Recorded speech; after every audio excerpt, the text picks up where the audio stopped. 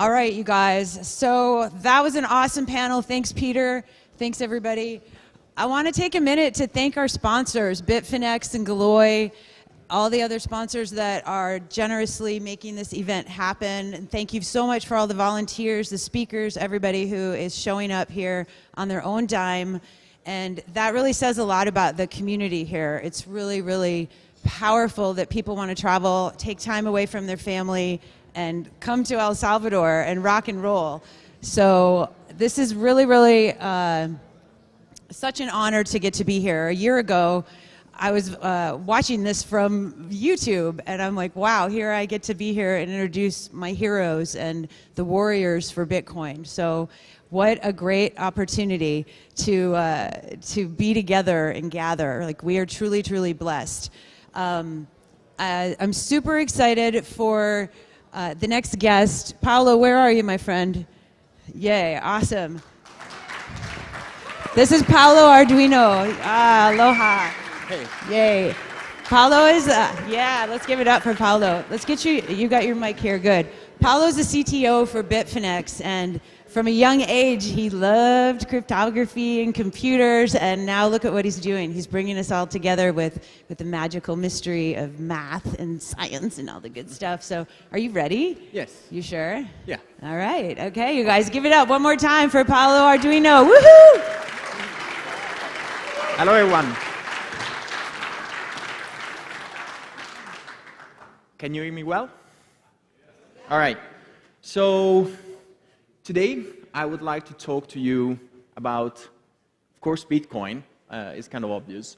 But I would like to talk to you about the origins of Bitcoin. A few weeks ago, I was extremely lucky because I participated in Lugano, a beautiful city in Switzerland, to a panel with basically my two heroes, Adam Beck and Nick Szabo. Right? So, of course, it was extremely humbling. Jimmy Song was doing the moderator, right? So we were discussing afterwards. We were feeling like flies on the wall while these two guys were talking about how everything started, right? But let's think about it, right? Bitcoin, we are used to think about Bitcoin as money or as a technology.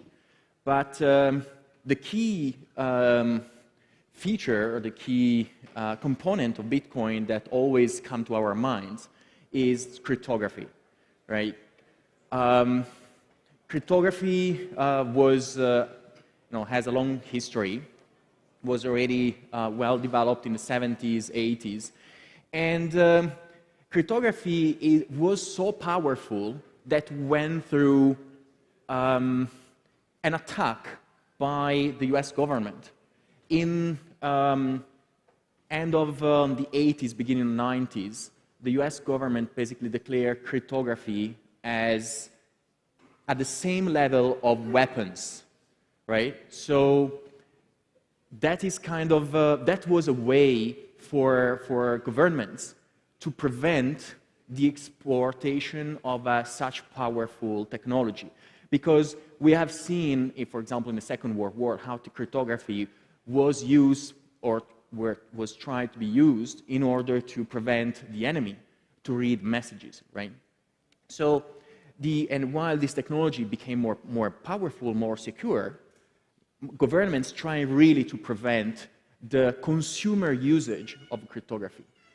And then, luckily, in '92, Bernstein, a group of code developer activists, decided to fight the government and make sure that cryptography was considered freedom of speech.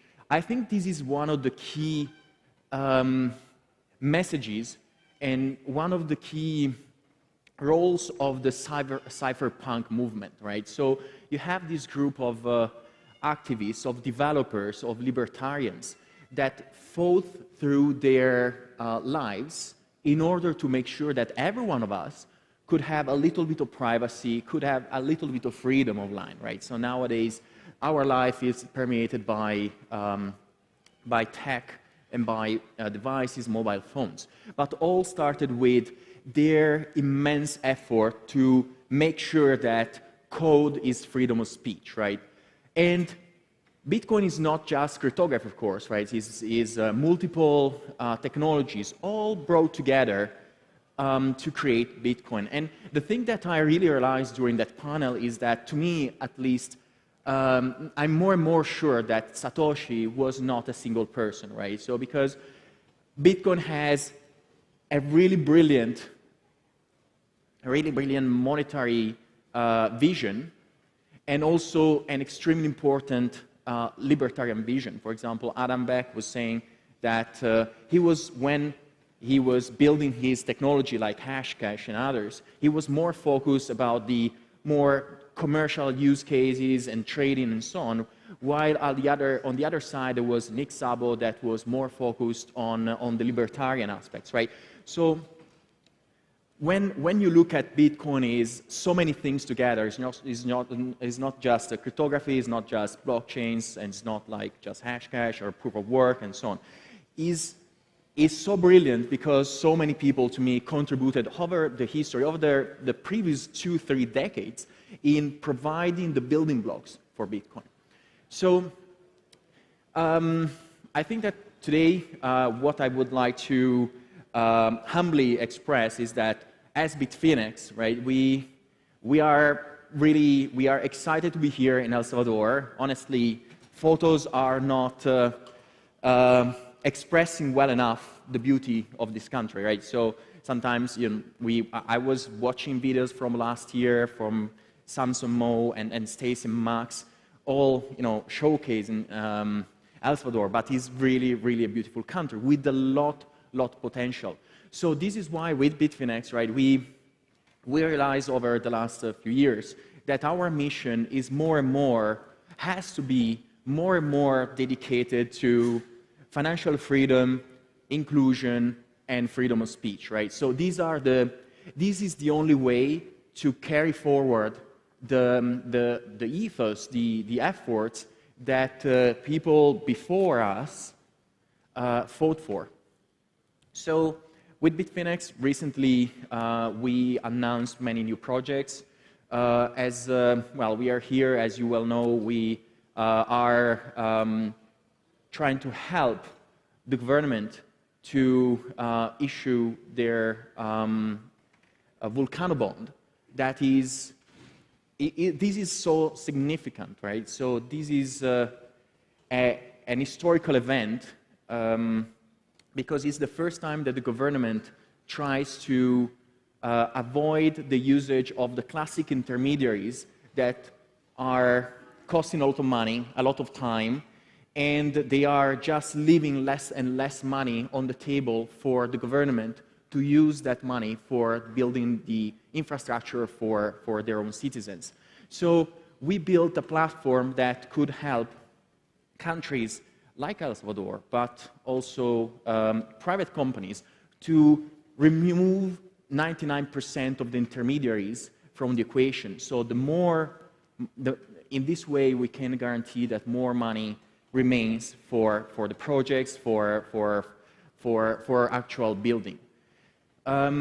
With Bitfinex recently, also, we announced Bitfinex Pay. We also understand how important it is to provide a way for merchants to get paid in an easy manner, in an efficient manner, and without losing money, right? So we started this project completely, basically for free, right? So we give a great technological platform, and we put at disposal to of the merchant, any merchant that want to try it.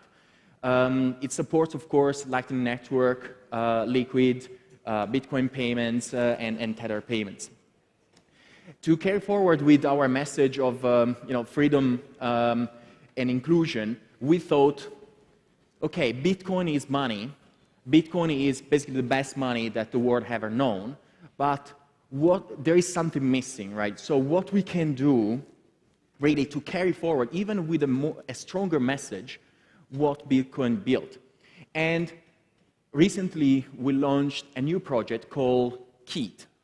Keynote is a peer-to-peer video text chat application that works without any central server, that is extremely scalable, It actually works as simple as people with their own devices, with their own computer, can connect to each other without passing through any centralized infrastructure or any server, right?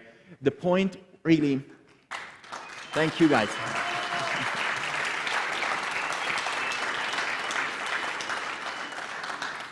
So I think that the key message is Bitcoin showed us the way, right? And if we don't group with other companies, it's not just us, of course, right? If we don't group with other companies that share our vision, we will be distracted by all the flashy things that we are seeing in our industry, and as we have seen recently, that can go really wrong really fast, right? So we wanted to put all our efforts in something that could bring forward the same vision. And with Kit, for example, we like the idea to prove that, as Bitcoin showed us, that you don't need intermediaries, right? You can have a way to have a fair access to financial services for all the people that are unbanked. We can do the very same thing for communication, because sometimes, in order to be fully free, right? We talk a lot about the concept of individual sovereignty.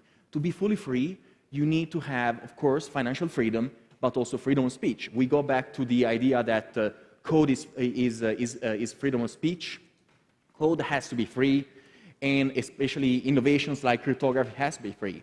But we have been, as an industry, we were in the last 12 years, we kept thinking about cryptography as something to enable payments, but there is much more than payments, and there is communication, right? So imagine the power of companies like Zoom, like WhatsApp, like Google with Google Meet and so on, and Telegram.